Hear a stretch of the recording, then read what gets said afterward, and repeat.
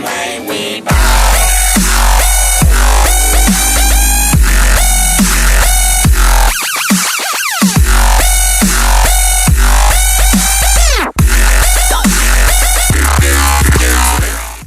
Now it's about 4:30. I'm headed to the gym. The gym I train at is called 405 Barbell. It's located in Moore, Oklahoma.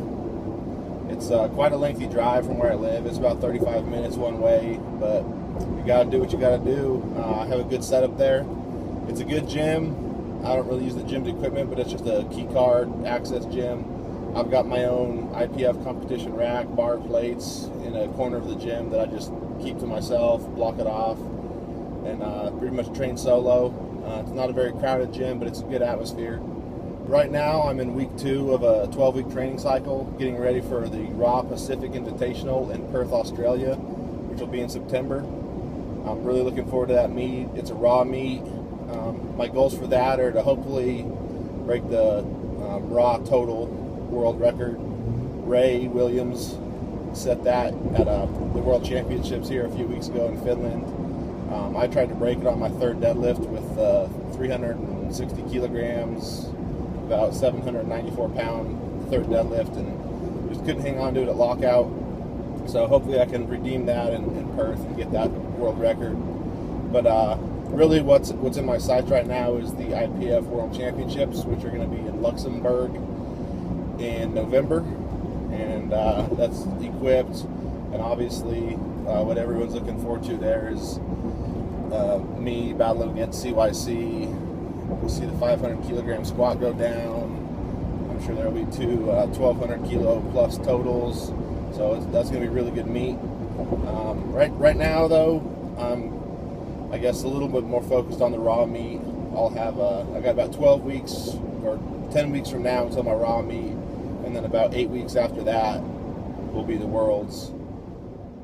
So I train raw and equip year round, but raw. All right, so just finished my heavy equip day. Okay workout, feeling pretty drained, feeling pretty beat up still from raw worlds, but things are starting to come together. Now's a little time for a tour of the gym. First up, here we got the official mascot of all powerlifting, the gorilla. Here's the gym, 405 barbell. Boom, what a beauty. It's a key card, access only. Here's where I keep my stuff, all my equipment.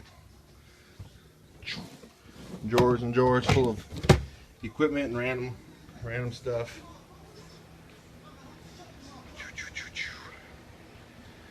This here is my EFS rack that I keep here. I don't really use it. I let more of the other people use it. Deadlift platform, mono, America. There's me. What up? Boom box. Here's where the magic happens. That's because of America, baby. Here's all my stuff, my plates, spotting stands, ER rack. That's pretty much it. Just to the right of the flag here is what I call my hate wall. If you talk trash online, I'll probably find it. You'll probably end up on there. I'll give you a quick glimpse of it, but you can't see it. That's all you get. Boom. If you're up there, you're motivating me. So thank you.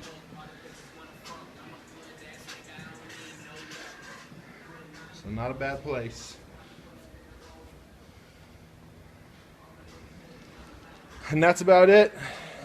That's where I spend my 4 hours every night, getting after it. Training 4 days a week, 3 exercises per day, usually squat, bench, deadlift. Very close variations to the competition-specific movements. I'm doing a little more emphasis on raw right now than I usually do in my training, since equipped is definitely my priority. Just so that I have a better shot at trying to crack the world record total in Australia which is about I think 1,500 kilos from Ray. So a little more emphasis on my raw training, but still the majority of the emphasis is on the equip lifts. I'm in my gear every single week, so I still got to stay fresh and stay in tune with my gear, because I'll have 8 weeks or so between the raw meet in Australia and Worlds in Luxembourg.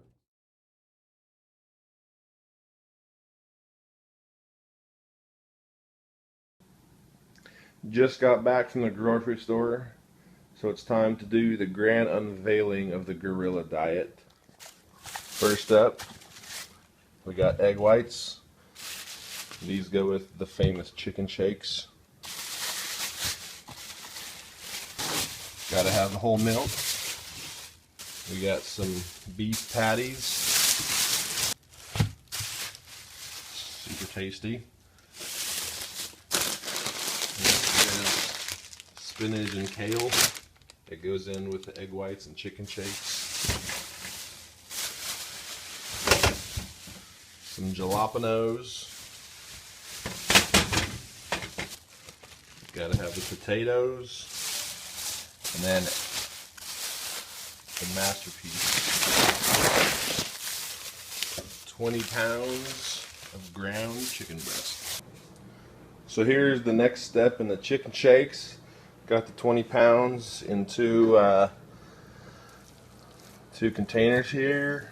I'll go ahead and flatten it out. I'll spread it out a little bit. Throw it in the oven at 350. Super tasty looking. I used to boil it all in water, and a few weeks ago I started just baking it like this, and I like it this way a lot more. It's just a lot less water to deal with, a lot less messy, a lot easier to weigh out when I'm done. So I'll just rock it like this for about an hour in there, make sure it's all the way cooked through. Yeah, one of the things I like about the ground chicken breast is that you get all the tendons and nasty, gunky stuff that you a lot of times don't get with like chicken, that you'll cut out of chicken breasts. So I think getting all that tendons and ligaments and nasty skin stuff is better for you. So it'll go in the oven for a little bit, and then we'll go to the next step. So after weighing out all the chicken into their individual bags, we've got 20 pounds of chicken turned into 12 bags here, so that'll last me about 2 weeks. Each of these bags makes 3 shakes, and each shake with the egg whites is about 80 grams of protein. And so we'll freeze these, and I'll take them out the night before, make my shakes for the next day. After cooking the 20 pounds of chicken, this is how you make the actual chicken shakes. Got the egg whites here. These from the carton are supposed to be safe to drink raw. I've never got sick from them, so I say they're alright.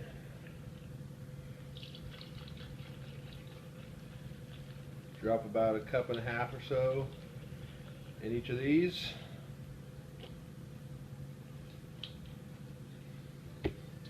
In the blender, just got some water. In goes the weighed chicken breasts. And then some kale and spinach.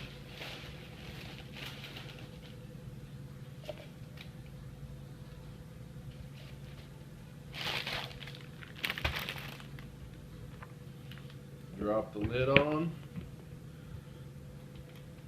And let the blender do its magic. And work on the grip strength while you wait.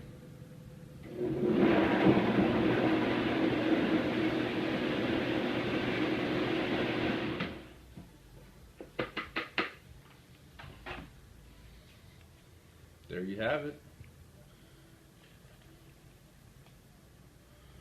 Drop it in the cups, throw it in the fridge, and it's all ready to take to work the next day. 80 grams of protein, high quality, real simple.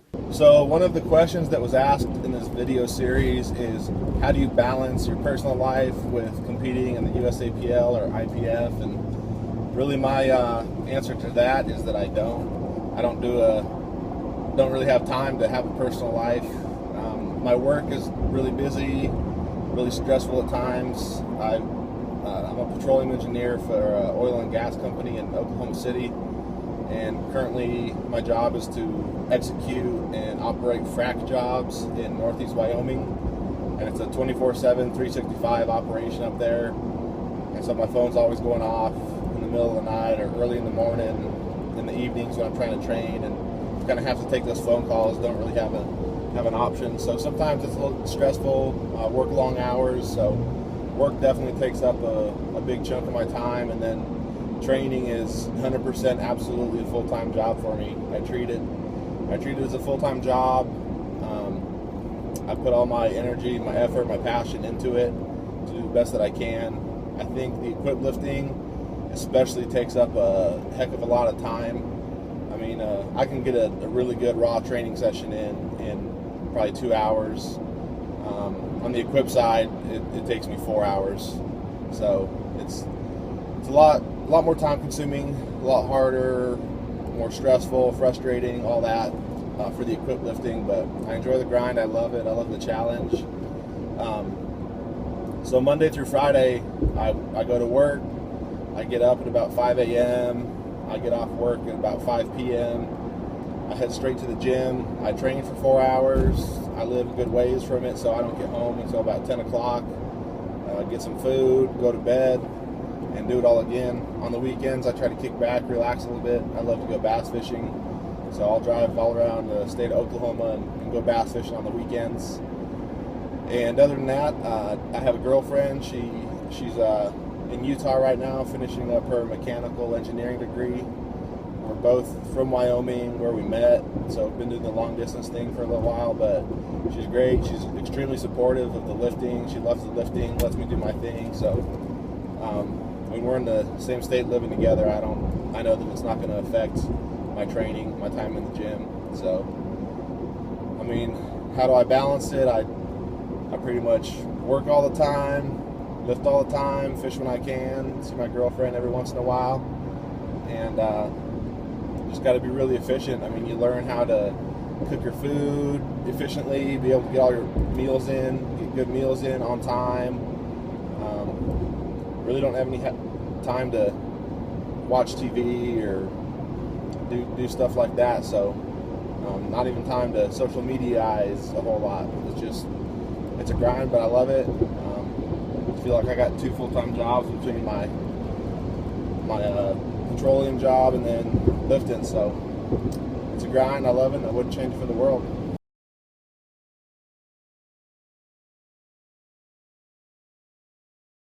The reasons I like competing in the IPF and USAPL is the competitiveness of it and the elite level of competition. On the national level and international level, pretty much every meet you go to, it's going to be an absolute battle. There's no one who's really just so far ahead of everyone else that they can just coast through. A great example of it was this year at the IPF Raw World Championships in Finland. There's probably 6 to 7 guys who honestly could have won it, depending on the day. A great example of it, when everybody turns in their opening attempts, they put up a prognosis, they call it, of where, just based on openers, where everyone is placing. After that, I was like sixth place, I think. I think Ray was 2nd or 3rd place, and at the end of the day, Ray came in 1st and I came in 2nd. And any of the guys who finished probably in the top 4 or 5 spots, if they had missed a single lift, it would have dropped them quite a few places. If I had missed one squat, it probably would have dropped me from 2nd place overall to about 4th or 5th. And I don't think there's very many competitions like that where it's that close and truly every lift and every kilo really, really matters. I'm also drug-free, and I like competing against other athletes who are drug-free. And I guess the last little bit of why I like competing in the IPF and USAPL is the ability to win true world championships. At the Raw Worlds in Finland, I don't know how many countries were represented. There's probably 60 60 or so countries and close to 30 just in the super heavyweight weight class. So you win an IPF World Championship and you know you're truly the best in the world. And they also have legitimate world records. To set a world record, I believe you have to have 3 judges from 3 different countries on the platform, all who have to be an IPF official.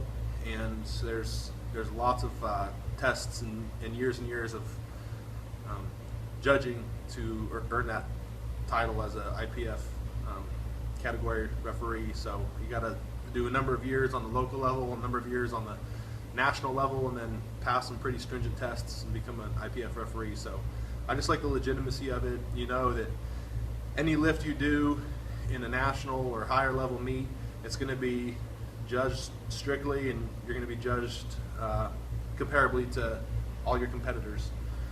Advice that I could give a younger lifter or someone just starting out is for sure to put your ego aside and learn to train and lift properly.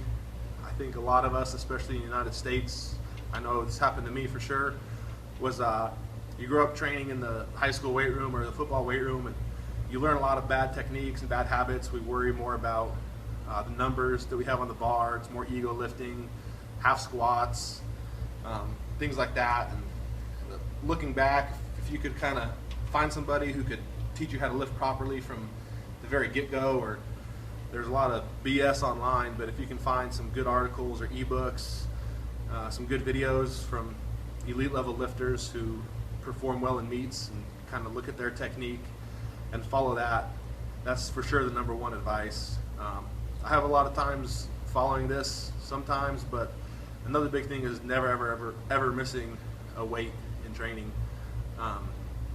Sometimes the ego gets in the way and it happens, but it's a lot better to not know how strong you are rather than to find out how weak you are. So don't miss weights in training. Learn proper form before you start throwing weight on, and just train smart.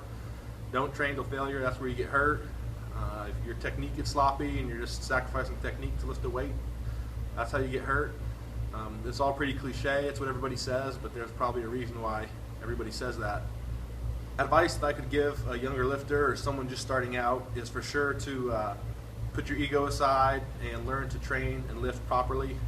I think a lot of us, especially in the United States, I know this happened to me for sure, was you grow up training in the high school weight room or the football weight room, and you learn a lot of bad techniques and bad habits. We worry more about the numbers that we have on the bar. It's more ego lifting, half squats, things like that. And looking back, if you could kind of find somebody who could teach you how to lift properly from the very get-go, or there's a lot of BS online, but if you can find some good articles or ebooks, some good videos from elite level lifters who perform well in meets and kind of look at their technique and follow that, that's for sure the number one advice. I have a lot of times following this sometimes, but another big thing is never ever missing a weight in training.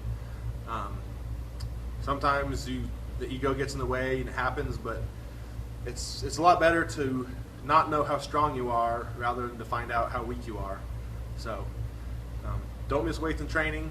Learn proper form before you start throwing weight on, and just train smart.